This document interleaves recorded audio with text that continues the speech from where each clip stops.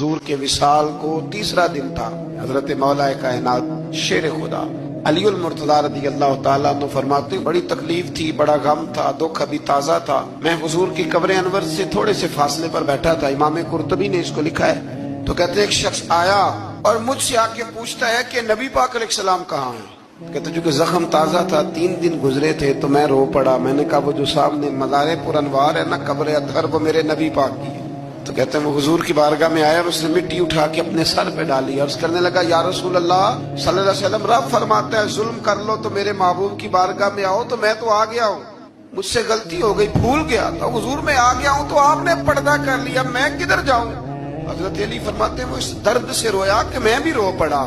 آپ فرماتے ہیں مجھے اللہ کی عزت کی قسم میں نے اپنے کانوں سے سنا، حضور کی قبر انور کے اندر سے آواز آئی، او اعرابی چلا جا، اللہ نے تیرے سارے گناہ معاف فرما دیے۔